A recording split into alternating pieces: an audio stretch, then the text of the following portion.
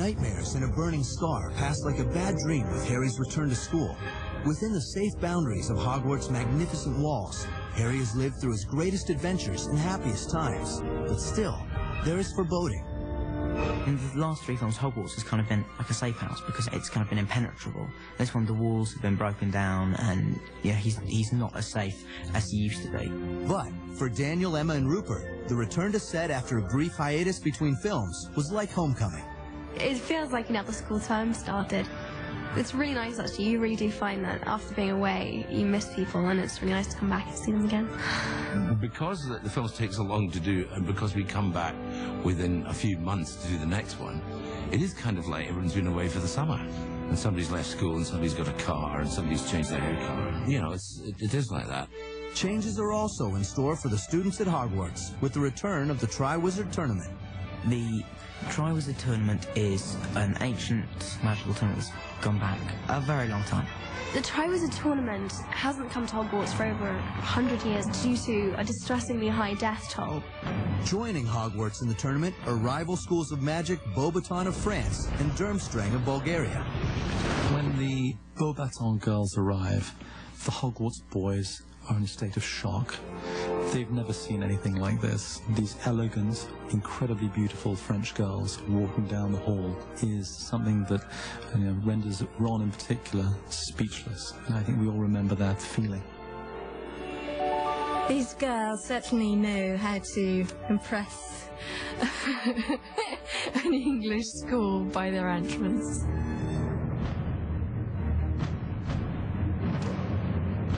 The men of Durmstrang are no less impressive. They arrive fierce, cool, cold, male, in contrast to the distinct femininity of the Beauxbaton. And they're quite austere and intimidating. If the competition was going to work, then the schools had to be very distinct.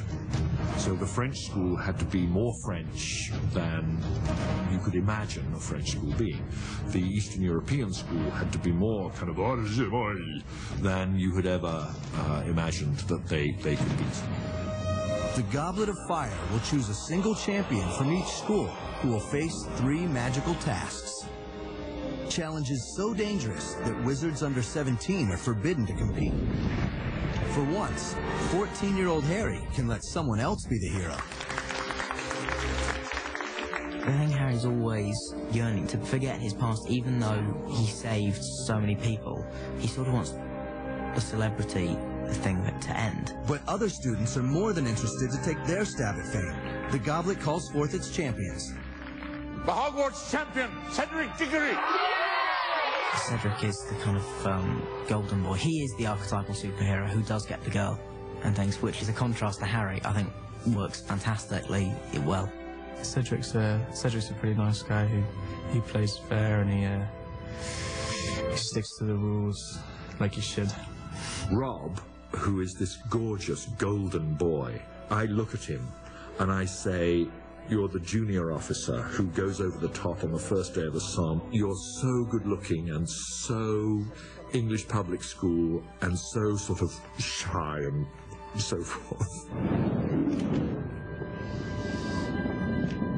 The Darmstadt champion is Victor Krum! Well, Victor Krum is the Bulgarian seeker. He's a really good player. He's sort of worshipped by other players. He's a real kind of man's man, really tough, strong, brave, and fantastic at sports and things like that. The champion for Beauxbatons is Fleur Delacour. The character Fleur is completely beautiful, and all the boys kind of fall completely head over heels in love. In a way, she is what English think a French girl would be. I mean, she's very chic and very, Miss Perfect all the time.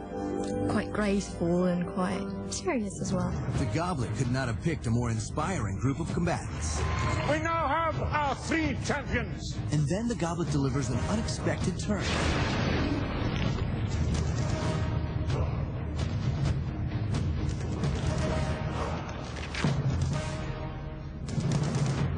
Harry Potter!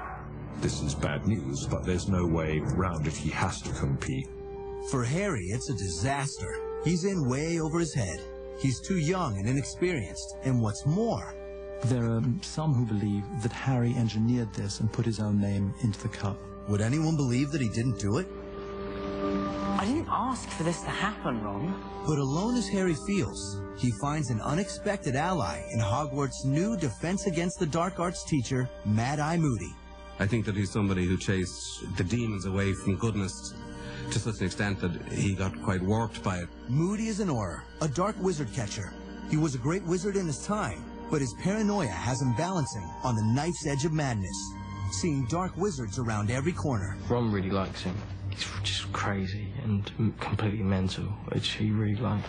Mad-Eye Moody is one of these people who tells it how he sees it and is very honest and very blunt about things. Mad-Eye Moody steps beyond what is proper, does not always know what is appropriate. Professor Moody! What are you doing? Teacher! He is quite ferocious at times, but at the same time is lovable. You can understand his appeal, and he is keeping a watchful eye on Harry. To play Moody, the filmmakers turned to the great character actor Brendan Gleeson. What appealed to me about him was the fact that he reminded me of some of the teachers of the old school, that whole notion of tough love and all that kind of thing. And I can remember some people from my own past who would have come close to where Mad-Eye has ended up. There is some kind of elemental quality to him, which is part savagery and part kind of wide-eyed innocent. And those two are very finely balanced in Brendan. And if the students at Hogwarts found Moody to be a real shock to the system, his real-life alter ego Brendan could be quite a handful himself. He would say, look, there's a great bit in the book, and you think, yeah, Brendan, okay, fine. I know about the book. You know, the book is 750 pages. I've got 120. What do you want? But you then look at it and you think, no, actually, maybe he's right there. He's a really, really nice guy, and it's such a great part as well, and he does it absolutely terrifyingly. If Brendan was to truly embody the part, they needed to create the look as well. We took a lot of trouble getting him right, making the makeup and the costume work. The key was Mad-Eye's magic eye. There's something odd wrong with the peripheral vision to his left side. The doctors don't quite know what's wrong, but he's made this magic eye for himself that can see out through the back of his head and see in various different directions. Thank you.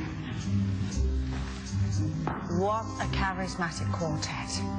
Another new character on the scene is the meddlesome reporter, Rita Skeeter. What a lovely name. Rita Skeeter. Rita Skeeter.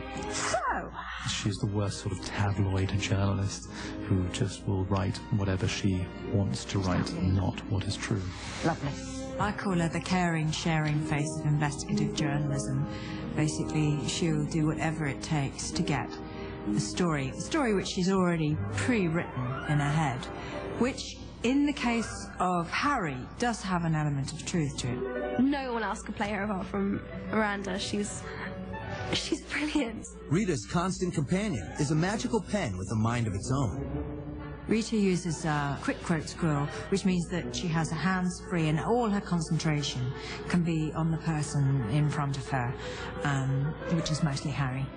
His classmates are tormenting him. His friends have deserted him. His steps are dogged by a muckraking reporter, and someone is out to get him.